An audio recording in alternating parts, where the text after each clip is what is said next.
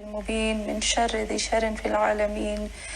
الصلاة والسلام على صاحب الدعوة النبوية والسولة الحيدرية والعصمة الفاطمية والحلم الحسنية والشجاعة الحسينية والعبادة السجادية والمآثر الباقرية والآثار الجعفرية والعلوم الكاظمية والحجج الرزوية والجود التقوية والنقابة النقبية والهيبة العسكرية والغيبة إلهية القائم بالحق. صلوات اللهم صل على محمد وآل محمد وعجل فرجهم أجمعين. اللهم صل على فاطمة وأبيها وبعلها وبنيها والسر المستودع فيها بعدد ما أحاط به علمك. صلوات اللهم صل على محمد وآل محمد وعجل فرجهم أجمعين. أما بعد فقد قال الله تبارك وتعالى في قرآن مجيد: خلقكم من نفس واحدة ثم جعل منها زوجها وأنزل لكم من الأنعام 8 أزواجا يخلقكم في بطون أمهاتكم خلقا من بعد خلقا في ظلمات 3 ذلكم الله ربكم له الملك لا إله إلا هو فأنى تصرفون. صلوات اللهم صل على محمد وآل محمد وعجل فرجهم أجمعين. ہاں مومنین، میں نے ابھی جس آیت کی تلاوت کی وہ آیت ہے سورہ زمر کی آیت نمبر 6. اچھا، سورہ زمر کی آیت نمبر 6 میں پروردگار عالم خوبصورت چیز بیان کر رہا ہے ہمیں. اللہ کیا کہتا ہے؟ اللہ کہتا ہے کہ خلقکم من نفس واحدہ ثم جعل منها زوجها وانزل لكم من الانعام 8 ازواجا. یہاں اللہ کہتا ہے کہ خلقکم من نفس واحد. اے انسان ذرا سوچو، میں نے تمہیں ایک ہی نفس سے خلق کیا، تمہارے جوڑے کو بھی اور تمہیں بھی ایک ہی نفس سے خلق کیا.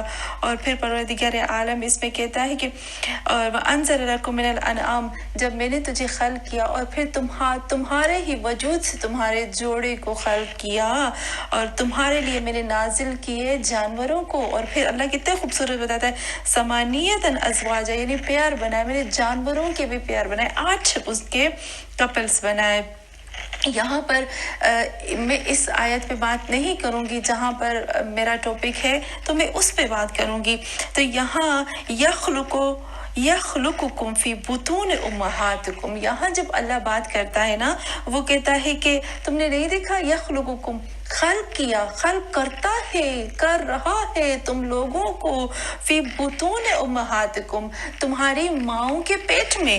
اچھا کس طرح سے خلق کرتا ہے؟ من بعد خلق فی الظلمات 3، 3 اندھیروں کے بعد پروردگار عالم کہتا ہے کہ تمہیں تمہاری ماؤں کے پیٹ سے خلق کے 3 اندھیروں کے بعد. ابھی یہاں پر 3 اندھیرے، ابھی سائنس کچھ اور کہتی ہے، پہلے کچھ اور کہتی تھی، تو بہت زیادہ اس میں چیزیں آ جاتی ہیں. اس میں ہم یہ بھی کہہ سکتے ہیں کہ بھئی جو ہے ایک چمڑی ہو سکتی ہے، انسان کے گوشت ہو سکتا ہے، اس کا خون ہو سکتا ہے، اس کے ہارٹ کے ہو سکتی ہیں. اور پھر اللہ کیا کہتا ہے؟ ذالکم اللہ، یہ ہے تمہارا رب. اور پھر اللہ ایک گلہ کرتا ہے ہم سے، ایک شکایت کرتا ہے. اللہ کہتا ہے ذالکم اللہ ربکم، یہ ہے تمہارا اللہ جو کہ تمہارا رب ہے، جو کہ تمہارا خالق ہے. لہ الملک، اسی کے لیے تو پاور ہے، اسی کے لیے تو ملک ہے. اور پھر اللہ کیا کہتا ہے؟ لا الہ الا، نہیں ہے کوئی اس کے علاوہ، کوئی معبود نہیں ہے سوائے اس کی ذات کے. فانا، اور پھر اللہ کہتے ہیں فانا تصرفون، کہاں بھٹکے جا رہے ہو، کہاں غلط راستے پہ جا رہے ہو، کہاں اس کی ذات سے منہ پھیر کے جا رہے ہو. ہاں مومنین، جب ہم نے دیکھا کہ خداوند عالم کتنی خوبصورت آیت بیان کرتا ہے، تو میں جب इंसान की खिलकत पर गौर करती हूँ या थोड़ा सा साइंस को मिला के पढ़ती हूँ या कुरान की आयत पढ़ती हूँ तो यकीन माने मेरा दिमाग काम नहीं करता है कि खुदावंद आलम ने किस कदर इंसान को खूबसूरत अंदाज में बयान किया। मैं चाहती हूँ कि थोड़ा सा उसके डीएनए की बात करूँ कि अल्लाह ने डीएनए सिर्फ और सिर्फ जो हमारे अंदर एक डीएनए है उसको अल्लाह ने कैसे खल्क किया ताकि हम इंसानों को अपनी खिलकत का पता चले कि हमारी खिलकत क्या है, हमारा रब क्या है। जब वो रब इतना पावरफुल है कि वो एक डीएनए को इस कदर पावरफुल बना सकता है तो क्या हमारी पकड़ नहीं कर सकता है। वही खुदा कहता है ना फअन्ना तसरफून, तुम सोचते भी नहीं हो कि मैंने तुझे खल किया, कितने जुल्मात से गुजार कर, अंधेरों से गुजार कर तुझे मैंने खल किया तो मैं तुझे पकड़ भी सकता हूँ, लेकिन तुम्हें थोड़ी सी इस दुनिया में छूट दे दी तो तुम कहाँ भटके हुए जा रहे हो। हमने देखा कि कुरान में खुदावंद आलम ने सूरह मोमिनून में कितना अल्लाह ने क्या कहा कि मैंने तुझे एक नुतफे से अलका मुज़गा और फिर उस मलहमा उस हड्डियों के ऊपर मैंने जो है वो गोश्त चढ़ाया है। और फिर खुदावंद आलम कहता है कि अहसनुल खालिकीन, मैंने आखिर में आकर तुझे बहुत ही हसीन बनाया। तो ये अल्लाह कहता है कि तुम्हें अहसनुल खालिकीन बनाया है। ये जो मराहिल है पैदाइश के वो कितने ही अल्लाह कहता है कैसे मैंने तुम्हें बताया, तुम कभी सोच सकते हो या नहीं सोच सकते हो। तो यहाँ पर जब हम थोड़ा सा इंसान की खिलकत के बारे में गौर करते हैं ना तो इंसान की फिक्र जो है वो दंग रह जाती है। मैं चाहती हूँ मैं थोड़ा सा डीएनए के बारे में बताऊँ। एक इंजीनियर है जिसका नाम है मोहम्मद अली, मुझे उसकी जो रिसर्च थी, जो सर्च उसने किया, जो भी उसने किया है डीएनए के बारे में वो थोड़ा सा बताता है और मुझे इतना खूबसूरत लगा। और जब मैंने इसको कुरान की आयतों के साथ मैच किया तो वाकई मैं ये कहने पे मजबूर हो कि ला इलाहा इल्लल्लाह, ए अल्लाह नहीं है माबूद, अशहदु ला इलाहा इल्लल्लाह वहदहु ला शरीका लहु व अशहदु अन्न मुहम्मदन अब्दुहु व रसूलुहु, जिसके ऊपर ये कुरान नाजिल हुआ। तो डीएनए, जब हम डीएनए की तरफ आते हैं तो जैसे अल्लाह ने कहा कि देखो मैंने किस तरह से खल्क किया है। और कुरान में अल्लाह कहता है कि इंसान तुम्हें क्या लगता है कि तुम्हारे अंदर मैंने निशानियां नहीं रखी है, अगर मैं चाहूँ तो मैं तुम्हारे अंदर ही निशानियां रख सकता हूँ और तुम्हें मैं बता सकता हूँ कि मैं कितना पावरफुल रब हूँ। तो साइंस क्या कहती है? साइंस कहती है डीएनए, इंसान के अंदर एक छोटा सा डीएनए होता है। हम सबको पता है डीएनए। थोड़ी सी मैं बात करूंगी और मैं चाहूंगी कि आप जाकर खुद सर्च करो। जब आप खुद सर्च करेंगे तो फिर आपको मजा भी आएगा, समझ में भी आएगा और फिर पता चलेगा कि मेरा रब कितना पावरफुल है। तो अल्लाह ने इंसान के अंदर एक चीज रखी है। आजकल बहुत ज्यादा मेडिकल के जरिए से हम डीएनए करते रहते हैं। तो खुदावंद आलम ने इंसान के अंदर एक चीज रखी है जिसको कहा गया है डीएनए। अच्छा, डीएनए जो है वो एक हम कह सकते हैं कि एक स्ट्रक्चर है या एक ऐसी चीज है कि जो बहुत ज्यादा डीएनए मिलकर एक पूरे का पूरा इंसान खड़ा कर देती है, कि इंसान को बना देती है। अब ये जो डीएनए छोटा सा होता है, ये कितना छोटा होता है हम सबको पता है कि इतना छोटा है कि हम समझते हैं कि हमें माइक्रोस्कोप के जरिए से भी मुश्किल से नजर आए। कुछ साइंसदान जो है वो इस तरह से कहते हैं। अब डीएनए जो इंसान के अंदर होता है वो एक सेल की तरह, एक छोटा सा सेल होता है। अब ये जो डीएनए होता है उसके अंदर क्या क्या चीजें होती हैं? साइंस क्या कहती है? एक छोटा सा डीएनए होता है, बहुत ही छोटा सा डीएनए है। इसके अंदर जो है वो सब कुछ इंसान के बारे में होता है। हर इंफॉर्मेशन जो इंसान की होती है उसके अंदर मौजूद होती है। अब वो जो डीएनए होता है उसके अंदर हर इंसान की फिंगरप्रिंट्स होती है, उसकी उंगलियां, उसकी आंख का कलर क्या होगा, उसके बालों का कलर क्या होगा, उसकी पूरी कितनी उसकी सारी की सारी इंफॉर्मेशन जो होती है वो इंसान के अंदर डीएनए के अंदर होती है। हम कह सकते हैं कि पूरे इंसान का कोड जो है वो डीएनए के अंदर अल्लाह ने छुपा के रख दिया है। अभी ये जो डीएनए होता है इसके अंदर कुछ अल्लाह ने क्या किया है, कुछ केमिकल भी रखे हैं और फिर उस केमिकल के अंदर क्या अल्लाह ने क्या किया है, कुछ जो डीएनए होते हैं उसके साथ दूसरे सेल्स आते हैं ना, उसमें से दूसरे सेल जो है वो बनते हैं। एक डीएनए से दूसरे सेल्स बनते हैं, तीसरे सेल्स बनते हैं और न जाने कितने बिलियन मिलियन हम कह सकते हैं कि इंसान के अंदर वो सेल्स बनते हैं। और वो सेल्स जो होते हैं वो सारे उस डीएनए की तरह ही होते हैं। जब ये सारे हम कहते हैं कि जो डीएनए के साथ सेल्स मिलकर बनते हैं उसमें से कुछ फिर वो टिश्यूज बनाते हैं, फिर वो ऑर्गन्स बनाते हैं और फिर वो सारा वही इंसान जो है वो पूरे का पूरा बन जाता है। अभी हम देखते हैं कि ये जो डीएनए है ये कितना होता है, इसकी साइज जो है वो कितनी हो सकती है। तो साइंस क्या कहती है कि इंसान का जो बाल होता है ना वो 200 नैनोमीटर होता है, 200 नैनोमीटर होता है। तो इंसान का जो बाल होता है उसको 40,000 बराबर, 40,000 से भी ज्यादा हम कह सकते हैं, 40,000 टाइम्स उसको और करते जाओ तो उससे भी जो डीएनए है वो छोटा होता है। जब भी मैं डीएनए का सोचती हूँ ना कि इस कदर वो छोटा, इस कदर छोटा है, तो सारी जब मैंने ये सर्च की ना तो उसका निचोड़ क्या निकला, अल्लाह समद, उसका निचोड़ निकला। और फिर यहाँ पर साइंस क्या कहती है कि अगर हम इसको खोले ना तो इसके अंदर 61, हम कह सकते हैं 61 जो एक डीएनए इतना वो पावरफुल होता है, उसके अंदर एक धागों की तरह होता है, एक धागे जैसे नहीं, धागे बनाकर और फिर एक जो है वो हम एक वजूद किसी को दे देते हैं, इस तरह से बना हुआ होता है। तो साइंस क्या कहती है, मैं बहुत इसको शॉर्ट करके बताती हूँ कि साइंस कहती है कि अगर जो मैंने अभी बताया कि कितना छोटा होता है ये डीएनए, साइंस कहती है कि अगर एक इतने छोटे से डीएनए को खोला जाए, अगर एक डीएनए को गिरा को खोला जाए, उसकी गांठ को खोला जाए, तो वो डीएनए अंदर से कितना होता है, जो इंसान के अंदर जो डीएनए होते हैं उसके साइंस बताती है कि अगर ये इंसान के जो डीएनए है इनको सिर्फ खोला जाए, इनकी गिरा खोली जाए ना तो कितने होते हैं। अभी आप देखो जो जमीन का और सूरज का जो फासला है, अगर जमीन और सूरज के फासले को देखा जाए तो जमीन और सूरज का फासला कितना होता है। तो एक इंसान के अगर ये जो डीएनए खोले जाते हैं ना, खोले जाते हैं, तो जमीन से लेकर फिर सूरज तक हम क्या कर सकते हैं, एक दफा से, जैसे ना धागे को हम लोग कभी किसी के लिए डोरी बनाते हैं और उसमें से धागे को लपेटते हैं, तो उस इंसान के डीएनए को एक दफा हम सूरज पर लेकर जाए और फिर उसको दोबारा से यूं लपेटे और उसको लपेटते जाए तो 61 मर्तबा, 61 टाइम्स अगर हम इस डीएनए को खोलकर उस धागों की तरह लपेटते हैं ना तो वो एक इंसान के डीएनए बनते हैं। आप सोच सकते हैं, ये सोच है हमारी कि एक डीएनए इंसान के अंदर जो डीएनए है वो किस कदर वसी है।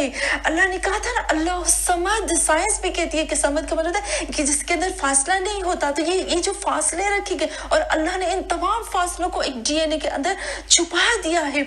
अजीब बात आती है कि खुदावंद आलम ने कितना पावरफुल एक डीएनए बनाया है ना, इसलिए अल्लाह कहता है कि तुमने सोचा नहीं कि मैंने तुम्हें किस कदर तुम्हारी खिलकत रखी है और मैंने तुम्हें माँ के पेट के अंदर रखा है। और फिर उसके बाद जब हम थोड़ा सा डीएनए की तरफ आते हैं ना तो अल्लाह ने क्या किया है, डीएनए, एक डीएनए से दूसरा डीएनए बनता है, दूसरा बनता है। तो क्या होता है कि मैं ये सोचने में मजबूर हो गई, तो खुदावंद आलम ने क्या किया है कि उस डीएनए के लिए जो दूसरा डीएनए तैयार होता है तो उस ऐसे ना हो कि वो जो दूसरा डीएनए तैयार हो रहा है इंसान के अंदर वो उसके जैसा हो कि ना हो, उसके अंदर वो सारी उसकी सिफतें हो कि ना हो, उसकी क्वालिटीज हो कि ना हो। ऐसे तो नहीं है कि वो डुप्लीकेट हो, उसे ऐसा तो नहीं है कि उसके अंदर कोई खराबी, ऐसे तो ना हो कि उसके अंदर कोई कमी है। तो वो सारी चीज उसके अंदर ट्रांसफर होने के लिए परवरदिगार आलम ने क्या किया, उसके ऊपर भी एक पुलिस रखी है, हम कह सकते हैं कि पुलिस रखी है, या हम कह सकते हैं कि एक एडिटर रखा है, उसको कहते हैं एंजाइम। अल्लाह ने एक एंजाइम को रखा है कि ताकि वो जांच पड़ताल करे। एंजाइम का काम क्या होता है कि वो पूरे डीएनए की तरफ अंदर से ऊपर से नीचे से पूरा सर्च करते हैं, ढूंढते और उसके अंदर एडिटिंग करते हैं कि देखते हैं, खोल के देखते हैं कि दोनों के अंदर सेम चीजें हैं कि नहीं है। और न जाने कितने ये डीएनए बनते हैं और किस कदर ये काम जो है इंसान के अंदर कंटिन्यू हो रहा है और एक लहजे, एक सेकंड से भी कम मुद्दत में ये काम हो रहा है। और ये कौन कर रहा है, ये अल्लाह कर रहा है, अल्लाह के अलावा कोई भी इंसान नहीं कर सकता। तो और फिर और साइंस क्या कहती है, मैं थोड़ा सा इसको करती हूँ क्योंकि मेरा जो टॉपिक है वो है बीबी उम्मुल बनीन, तो मैं माँ की तरफ आऊंगी। तो ये फिर साइंस क्या कहती है, साइंस कहती है कि एक डीएनए के अंदर जो डीएनए होता है ना उसके अंदर जो डेटा होता है वो कितना डेटा होता है, यानी हम कह सकते हैं कि उसकी मेमोरी कितनी होती है। उसके अंदर हमारे पास होता है कि यूएसबी होता है 36 जीबी का होता है, 250 का होता है, या इस तरह से हमारे पास जो जीबी होते हैं यूएसबी में وہ اتنا ہوتا ہے کہ وہ جو ایک ڈی این اے ہے اس کے اندر کتنا وہ ڈیٹا ہوتا ہے. تو وہ کہتے ہیں کہ جو جن کی میں نے سرچ دیکھی تو وہ کہتے ہیں کہ اگر آپ سوئی کی نوک کے برابر جسے ہم پن لگاتے ہیں اگر آپ اس سوئی کی نوک کے برابر بھی ڈی این اے میں سے اتنا سا آپ لے لو سوئی کی نوک کے برابر آپ لے لو تو آپ کو پتا ہے کہ اس کے اندر کتنا ڈیٹا ہوتا ہے. وہ کہتے ہیں کہ زمین سے چاند تک زمین سے لے کر چاند تک جتنا فاصلہ ہے نا اس کو آپ 500 سے ملٹی پلائی کرو. زمین سے لے کر سورج چاند تک جتنا فاصلہ آتا ہے اس کو آپ ملٹی پلائی کرو. جب آپ اس کو ملٹی پلائی کرتے ہو نا 500 سے ملٹی پلائی کرو اور پھر وہ جتنا فاصلہ آتا ہے جو ملٹی پلائی کرنے سے جو فاصلہ ملتا ہے نا اس کے اندر اتنی بکس رکھو اور جو اتنی بکس رکھی جاتی ہیں ان بکس کے اندر جو بھی کچھ ہے وہ اس جو ڈی این اے کا اتنا سوئی کی نوک کے برابر ہے نا وہ اس کے اندر ڈیٹا آتا ہے. یہ ہم سوچ بھی نہیں سکتے کہ پروردگار عالم نے انسان کو کیا خلق کیا ہے کیا اس کی خلقت ہے. تو خداوند عالم یہاں یہ کہتا ہے قرآن میں خداوند عالم کہتا ہے نا سورہ نازعات کی آیت نمبر 27 میں کہتا ہے انتم اشد خلقا ام السماء بناها. اے انسان تم بتاؤ تو صحیح تمہاری خلقت مشکل ہے یا آسمان اور زمین کی. اور پھر خود ہی جواب دیتا ہے قرآن میں اللہ کہتا ہے اے انسان تم تو بہت آسان ہو میرے لیے بنانا یہ زمین اور آسمان تم سے مشکل ہے. تو اگر وہ مشکل ہے ہم آسان ہیں تو ہم سوچ بھی نہیں سکتے کہ یہ کیا ہے. اور پھر خداوند عالم کہتا ہے کہ تم نے دیکھا کہ میں نے تمہیں ماؤں کے پیٹ میں رکھا. ہائے خدا کہتا ہے کہ میں نے اپنی اتنی خوبصورت مخلوق کو میں نے اپنے اتنے پاورفل انسان کو جس کے اندر ونفخت فیہ من روحی میں نے اپنی اس کے اندر روح پھونکی میں نے اس کو ماں کے بطن میں رکھ دیا. کیوں؟ کیونکہ عورت جو ہوتی ہے وہ اللہ کی امین ہوتی ہے اور ماں کے بطن میں نے اس کو قرار دیا کیونکہ ماں جو ہوتی ہے وہ امین ہوتی ہے. اللہ ہمیں یہ بتا رہا ہے کہ اے انسان تو کتنا بھی بڑھ جائے تو کہیں پر بھی پہنچ جائے لیکن پھر بھی یاد رکھنا جنت تجھے ماں کے قدم کے نیچے ہی ملے گی. جنت تمہیں کہیں نہیں ملے گی ماں کے علاوہ. ہم دیکھتے ہیں کہ خداوند عالم خود کہتا ہے نا کہ ماں کے قدموں کے نیچے ہی تمہیں جنت ملے گی. امام حسین کہتے ہیں کہ اگر تم چاہتے ہو کہ تمہاری زندگی لمبی ہو تو تم ماں کے گود میں تھوڑی دیر بیٹھ جایا کرو. وہ دن اللہ وہ جو ٹائم ہے اللہ کاؤنٹ نہیں کرتا ہے. ماں وہ چیز ہوتی ہے کہ اگر کتنا بھی انسان دکھی کیوں نہ ہو پریشان کیوں نہ ہو جب وہ اپنی ماں کے پاس جاتا ہے اس کی دعاؤں سے ساری بلائیں رد ہو جاتی ہیں. جس کی ماں زندہ ہوتی ہے اس کے لیے تو دنیا بھی جنت ہوتی ہے. یہ جو ماں ہوتی ہے نا اس کا نعم البدل ہو ہی نہیں سکتا.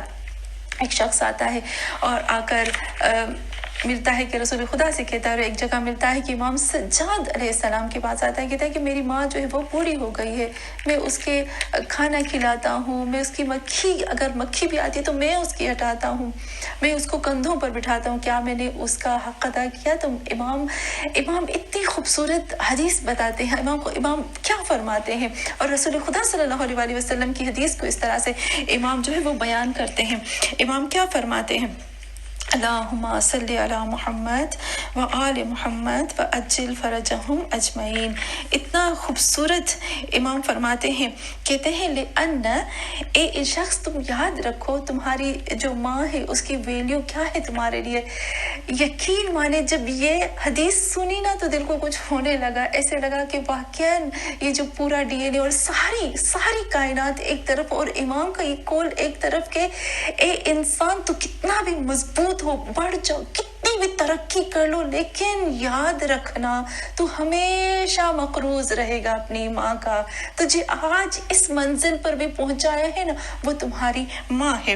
امام کیا کہتے ہیں لأن بطنها کان لک وعاء. یاد رکھو اس کا جو بطن ہے اتنا خوبصورت امام فرماتے ہیں کہ ماں کا جو بطن ہوتا ہے نا جو ماں کا پیٹ ہوتا ہے وہ تمہارے لیے ایک برتن تھا ایک ٹھام تھا ایک وعاء تھا ایک ظرف تھا جس کے اندر اس نے تم کو چھپا کے رکھا.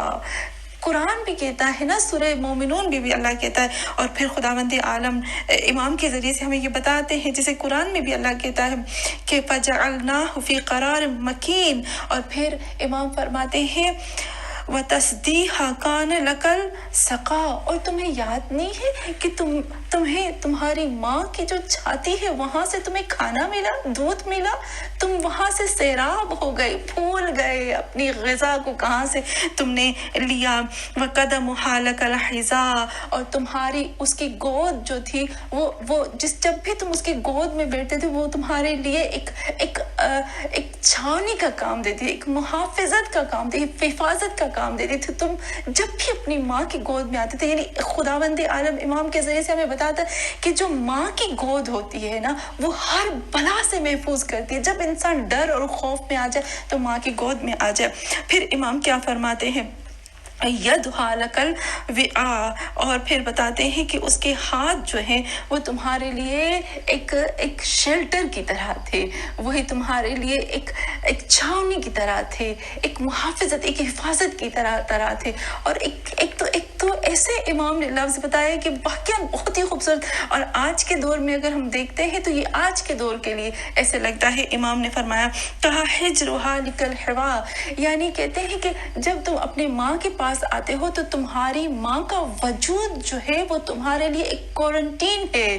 جس طرح سے ابھی ہم کوارنٹین ہوتے ہیں نا، ابھی جب وائرس ہوتا ہے تو پھر اپنے آپ کو محفوظ کر لیتے ہیں، اس وائرس سے بچانے کے لیے اپنے آپ کو بند کر لیتے ہیں۔ تو تم یاد رکھو جب دنیا کی سختیاں بڑھ جاتی ہیں اور جب دنیا چاروں طرف سے تمہارے لیے تنگ ہو جاتی ہے تو تمہاری ماں کا وجود جو ہے وہ تمہارے لیے محافظت کا کام تمہیں ایسے اپنے اندر چھپا لیتی ہے کہ دنیا کے تمام پتھروں سے، وائرس سے، بیماریوں سے، مشکلات سے، ان سب کو دھکا دے کر جو ہے تمہاری ماں جو ہے وہ تمہیں بچاتی ہے۔ لیکن ہم دیکھتے ہیں کہ کتنا خوبصورت خداوند عالم نے ماں کے لیے کہا ہے۔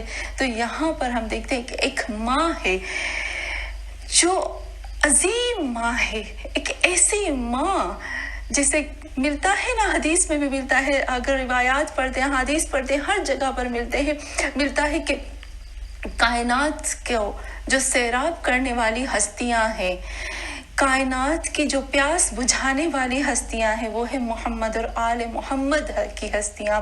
محمد اور آل محمد کی ہستیاں وہ ہیں جو کائنات کی پیاس بجھاتی ہیں، لیکن جو محمد اور آل محمد کا سقا ہے، جو ساقی اتاشی کربلا ہے، جو محمد اور آل محمد کی پیاس بجھاتا ہے، وہ ہے عباس، وہ ہے غازی عباس، وہ ہے مولا عباس۔ تو جب ہم دیکھتے ہیں تو اس عباس کی جو ماں ہے وہ کون ہے؟ وہ ہے جناب ام البنین۔ ہم یہی کہیں گے کہ خدایا جب یہ میں آیت پڑھ رہی تھی تو میں دیکھ رہی تھی، تم نے کہا نا کہ میں نے تمہیں تمہاری ماؤں کے پیٹ میں رکھا، تو وہی ماں حضرت عباس، مولا عباس جو ہے وہ جناب ام البنین کے بطن میں آتے ہیں۔ جناب ام البنین کا بطن حضرت عباس کے لیے وعاء بنتا ہے، برتن بنتا ہے، اور ان کا سینہ ان کے لیے پیاس بجھانے کی، کھانے کی جگہ ہے۔ ان کے ہاتھ عباس کے لیے محافظت کرتے ہیں۔ میں قربان ہو جاؤں جناب ام البنین پر۔ جناب ام البنین وہ ہستی ہے، میں کہوں گی وہ ہستی ہے جس کے لیے بہت زیادہ علماء کہتے ہیں کہ جو ماں کی نیت ہوتی ہے نا، جو ماں سوچتی ہے، جو ماں نیت کرتی ہے نا اپنی اولاد کے لیے، وہ اولاد کر کے دکھاتی ہے، وہ عملاً کر کے دکھاتی ہے۔ تو جناب ام البنین کی جو نیت تھی، جو مولا حسین کے لیے نیت تھی، جو میں کہوں گی کہ کربلا والوں کے لیے نیت تھی جناب ام البنین کی، وہ عباس نے عملی کر کے دکھائی۔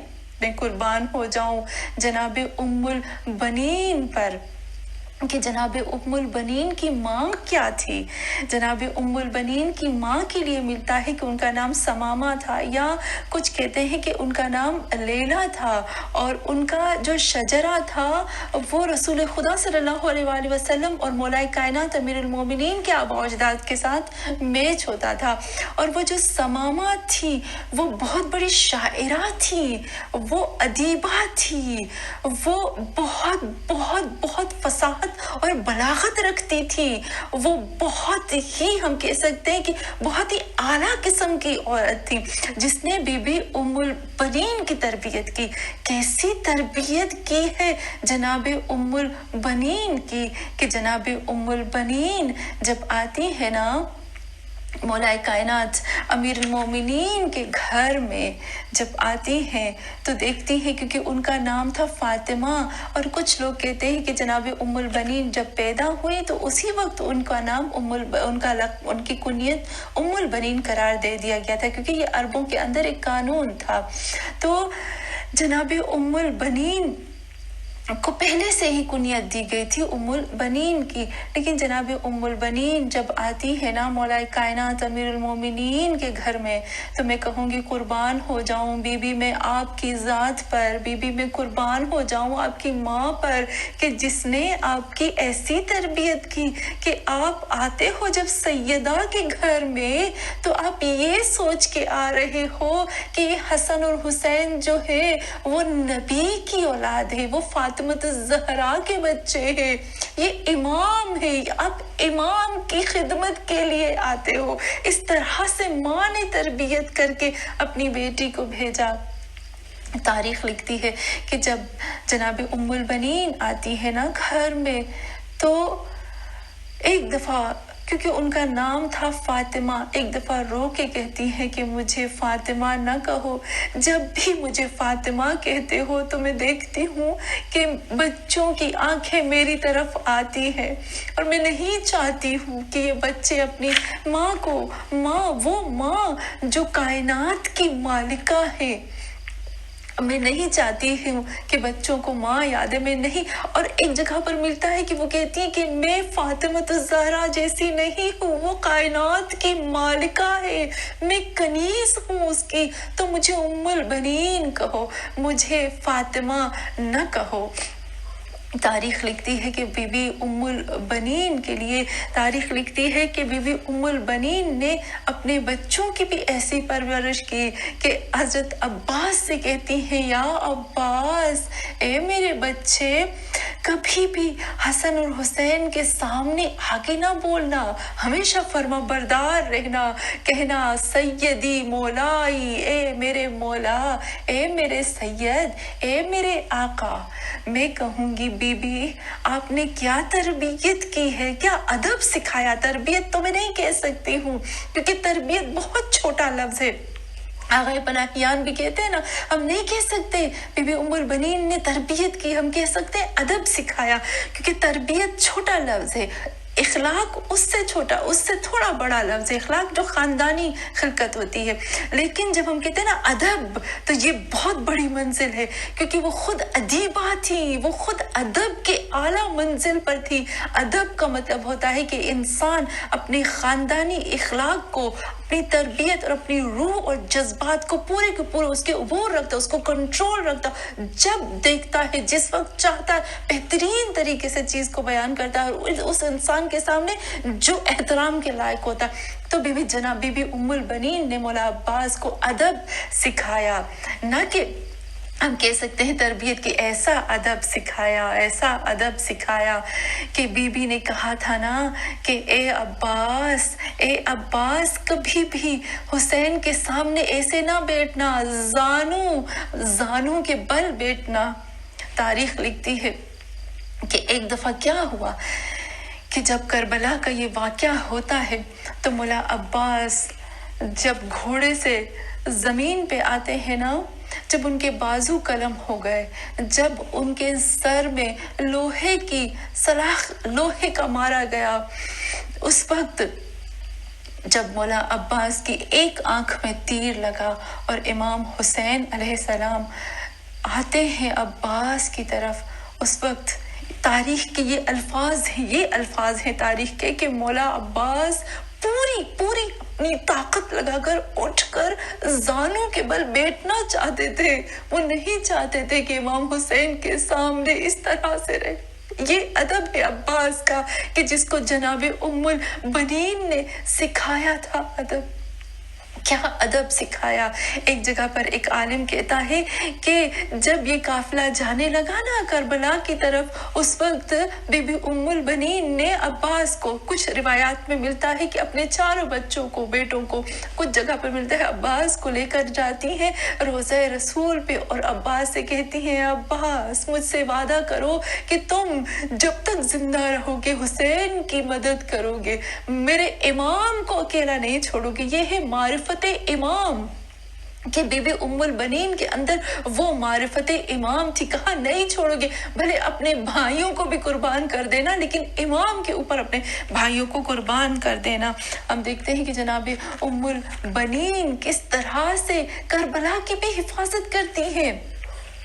میں عجب اس بات پہ بھی ہو گئی کہ جس طرح سے بی بی فاطمہ الزہرا سلام اللہ علیہا نے ایک رو کر پوری دنیا کو بتایا تھا، حق اور باطل کی بات بتائی تھی، علی کا حق بتایا تھا، جناب ام البنین نے بھی بالکل بی بی فاطمہ کی طرح کیا کیا، جنت البقیع میں جاتی تھی، حضرت عباس کے بیٹے کو لے کر جاتی تھی اور وہاں گریا کرتی تھی، اور اس قدر گریا کرتی تھی کہ دشمن بھی رو پڑتے تھے، اور وہاں سے جو قافلے گزرتے تھے نا، جو آنے جانے والے ہوتے تھے، وہ سب دیکھتے تھے، سنتے تھے، یہاں سے کربلا کا واقعہ، کربلا کی حقیقت سب پہچاننے لگے۔ جناب ام البنین نے ایک میڈیا بنایا، ایک میڈیا کے ذریعے سے پوری دنیا کو یہ پیغام دینا چاہتی تھی۔ جناب ایک ہم کہہ سکتے ہیں کہ کربلا کو زندہ رکھنے والی ایک ہستی جناب ام البنین ہے۔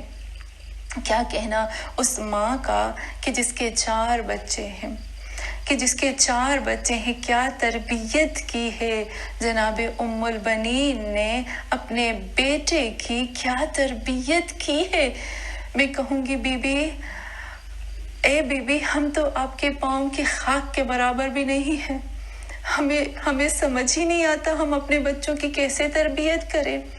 بی بی آپ نے کیا تربیت کی ہے کہ جس کے لیے کائنات کا مالک امام حسین جو اہل قصہ میں سے ہے، وہ حسین جس کے لیے محمد صلی اللہ علیہ وآلہ وسلم کہتے ہیں کہ حسین منی وانا من الحسین، جس کے لیے امام حسین کے لیے خود رسول خدا صلی اللہ علیہ وآلہ وسلم روئے ہیں، جس کے لبوں کو رسول خدا نے چوما ہے، وہ حسین جس کے لیے ملتا ہے نا کہ کائنات کہ ملتا ہے کہ حضرت آدم علیہ السلام کو جب زمین پہ لایا گیا نا، تو حضرت آدم علیہ السلام گریا کرتے تھے، اللہ سے توبہ طلب کرتے تھے، لیکن اس کی توبہ قبول نہیں ہو رہی تھی۔ اس وقت حضرت جبرائیل نازل ہوئے اور کیا کہا یا آدم، اس طرح سے کہو، قل یا آدم، اس طرح سے کہو تو تمہاری توبہ قبول ہو جائے۔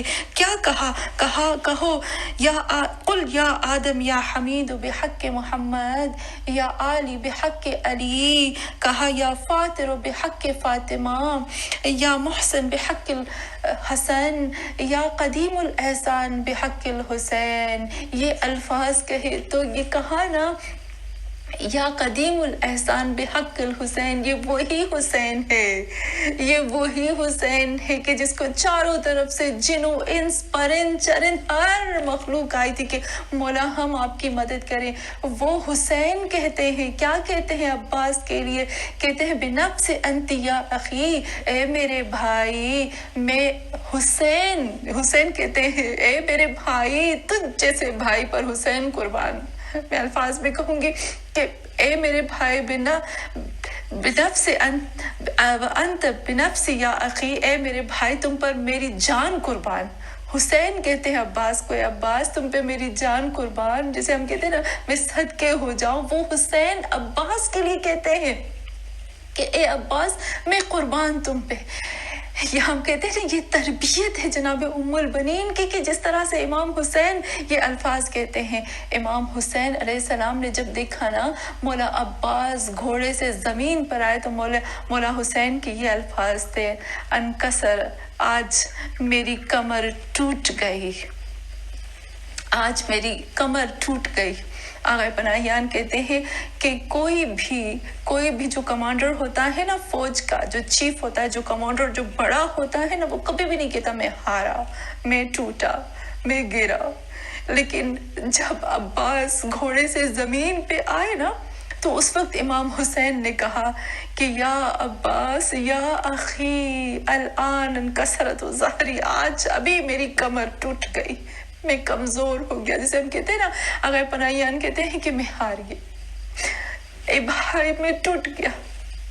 یہ کائنات، ہم کہہ سکتے کائنات کا مالک حسین کہتا ہے، جس کو اللہ نے کائنات کا مالک قرار دیا، وہ حسین کہہ رہے ہیں عباس کے لیے. اور عباس کس کے بیٹے ہیں؟ جناب ام البنین کے. اور یہ تربیت، یہ ادب، یہ کس کا ہے؟ جناب ام البنین کا ہے. جناب ام البنین کے لیے ملتا ہے کہ اگر میں چاہتی ہوں کہ تھوڑی سی چیز بیان کروں جناب ام البنین کے، پھر تھوڑا سا مصائب کی طرف آؤں گی. یہاں پر ایک بہت بڑے آیت اللہ ہیں، آیت اللہ عظمیٰ. کہتے ہیں کہ آیت اللہ عظمیٰ کہتے ہیں، محمد حسینی شیرازی کہتے ہیں کہ ایک شخص جو تھا وہ چاہتا تھا کہ وہ حضرت عباس سے حاجت کو طلب کرے. اس کو آتی نہیں تھی کہ وہ کس طرح سے اپنی حاجت کو جو ہے وہ طلب کرے. تو وہ کہتے ہیں کہ وہ عالم مکاشفے میں وہ امام حضرت عباس کے ساتھ بات کرتا ہے وہ شخص، اور حضرت عباس علیہ السلام سے کہتا ہے کہ مولا آپ مجھے بتاؤ کہ میں کس طرح سے اپنی حاجت کو طلب کروں، میں کس طرح سے اپنی دعاؤں کو قبول کرواؤں. تو وہ شخص کو حضرت عباس کیا کہتے ہیں کہ تم میری ماں سے کیوں توسل نہیں کرتے ہو؟ کیوں میری ماں سے توسل نہیں کرتے ہو؟ جاؤ میری ماں ام البنین سے توسل کرو اور اللہ سے حاجت طلب کرو، تو دیکھو تمہاری حاجت کس طرح سے قبول ہو جاتی ہے. ایک اور بہت بڑے آیت اللہ ہیں جس کا نام ہے کہ سید محمود حسینی شاہرودی. وہ کہتے ہیں کہ جب بھی مجھے کوئی پرابلم آئی، جب بھی کوئی مجھے مصیبت آئی، جب بھی کوئی مجھے پریشانی آئی، میں نے صرف اور صرف 100 دفعہ صلوات پڑھی اور جناب ام البنین کو میں نے ہدیہ کیا. اور ایسا ہوا ہی نہیں کہ میں نے مولا عباس کی ماں کو ہدیہ کیا ہو اور میری حاجت جو ہے وہ قبول نہ ہوئی ہو. تو یہاں پر بھی ملتا ہے کہ جناب ام البنین کا ایسا رتبہ ہے کہ اگر ہم ان کے لیے صلوات بھیجتے ہیں، ہم ان کے ساتھ توسل کرتے ہیں، ہم کچھ بھی کہتے ہیں، وہ فوراً ہماری حاجتوں کو پورا کرتی ہے. اور وہ بھی تو عباس کی ماں ہے نا، وہ باب الحوائج کی ماں ہے، ہے باب الحوائج کی. تو جیسے حضرت عباس سے ہم توسل کر کے دعاؤں کو قبول کرواتے، ویسے ہی جناب ام البنین سے. یہاں پر بہت زیادہ علماء کہتے ہیں کہ سب سے جو پاورفل وظیفہ، جسے ہم کہتے ہیں بہت زیادہ پاورفل وظیفہ، یہ ہے کہ آپ جناب ام البنین کے نام سے لوگوں کو کھانا کھلاؤ، گھر میں دعوت کرو، لوگوں کو کھانا کھلاؤ، غریبوں کو کھانا کھلاؤ، اور پھر جناب ام البنین کے توسط سے حضرت عباس سے حاجت طلب کرو، اور دیکھو بیٹھ کر کہ کس طرح سے فوراً وہ حاجت جو ہے وہ قبول ہو جاتی ہے. میں کہوں گی نا، یا بی بی ام البنین، میں قربان ہو جاؤں آپ کے اوپر. کیا آپ کی ذات ہے، کیا آپ کا ادب ہے، کیا آپ کا مقام ہے کہ ہم سوچ بھی نہیں سکتے ہیں. اور حضرت ام البنین کی جو وفا تھی، میں بہت تھوڑا بتاتی ہوں، کاش یہ چیزیں ہم بیٹھ کر ان کو اچھے سے ڈسکس کریں. کیا مقام ہے جناب ام البنین کا، وفا کا کیا مقام ہے کہ جو جناب ام البنین نے وفا کی. تو تاریخ میں ملتا ہے کہ جو الفاظ وفا کے اور جو انداز بیاں اور جو چیزیں جناب ام البنین نے بیان کی مولا کائنات کے بعد، ان کے جانے کے بعد دنیا میں، اس دنیا سے جانے کے بعد جو جناب ام البنین نے کی، تو جناب ام البنین کو دیکھ کر جو دوسری بیویاں تھیں مولا کائنات امیر المومنین کی، انہوں نے بھی ویسا کیا. تو یہ وفا جو ہے، حضرت عباس کو جو وفا ملی ہے، وہ بھی جناب ام البنین سے ملی ہے. جناب ام البنین وہ ہستی ہے کہ جس کے لیے ملتا ہے کہ جب یہ کربلا کا واقعہ ہوا، جب یہ کربلا کا واقعہ ہو گیا، تو اس وقت بشیر آتا ہے مدینے میں. بشیر جب مدینے میں آتا ہے تو امام سجاد بشیر کو بھیجتے ہیں کہ بشیر جاؤ، جا کر پیغام دو سب کو کہ ہم لوگ آ گئے ہیں. جب بشیر آتا ہے نا کربلا کا واقعہ بیان کرنے کے لیے، تو تاریخ لکھتی ہے کہ جناب ام البنین جو ہے وہ مدینے کی گلی میں آتی ہے اور بشیر کے پاس آتی ہے، بشیر مجھے بتاؤ کہ مجھے میرے حسین کی خبر دو۔ یہاں کہتی ہے یا بشیر اخبرنی ان ابی عبداللہ الحسین، بار بار آ کر کہتی ہے۔ بشیر ان کو بار بار ان کے بیٹے کے بارے میں بیان کرتا ہے۔ یہاں پر جناب ام البنین اس کو کہتی ہے اے بشیر مجھے یہ نہ بتاؤ کہ میرے بیٹوں کا کیا ہوا۔ یہاں جناب ام البنین کے کچھ الفاظ ہیں جو دل کو نچوڑ کے رکھ دیتے ہیں۔ جناب ام البنین کیا کہتی ہے، یا بشیر اخبرنی ان ابی عبداللہ الحسین، اور پھر آگے سے کیا کہتی ہے، کہتی ہے اولادی ومن تحت الخضراء كلهم فداء لابی عبداللہ الحسین۔ اے بشیر میری اولاد، اولادی میری اولاد، اور جو بھی کچھ اس آسمان کے نیچے ہے وہ سب کا سب فدا ہو جائے، قربان ہو جائے ابی عبداللہ الحسین کے اوپر۔ اور جب بشیر نے بیان کیا نا کہ اے بی بی آپ کا حسین شہید ہو گیا، اور جس طرح سے بیان کیا نا تو تاریخ لکھتی ہے کہ اس وقت جناب ام البنین نے اپنے کلیجے کو پکڑ لیا اور کیا کہتی ہے، کہتی ہے قد قطعت نیات قلبی، اے بشیر تم نے میرے دل کی رگوں کو چیر کر رکھ دیا۔ تاریخ لکھتی ہے کہ جب جناب ام البنین نے یہ سنا نا اس کے بعد جناب ام البنین نے پوچھا اے بشیر مجھے بتاؤ میرا عباس کہاں تھا؟ جب میرے حسین کو شہید کیا گیا تو اس وقت میرے عباس کی کیا حالت تھی؟ بشیر کہتا ہے کہ اے بی بی جب آپ کا حسین شہید ہوا نا تو عباس شہید ہو چکے تھے، عباس کے بازو نہیں تھے۔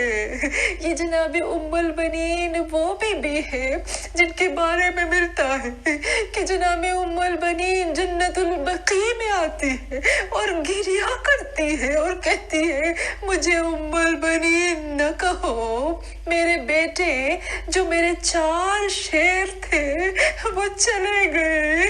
اور ایک دفعہ سے جناب ام البنین کہتی ہے مجھے بتایا گیا کہ میرا عباس جب گھوڑے سے زمین پہ آیا نا تو میرے عباس کے دونوں ہاتھ قلم ہو چکے تھے، میرے عباس کے سر میں کسی نے زخمی کر دیا تھا، میرے عباس کی آنکھوں میں تیر لگا تھا۔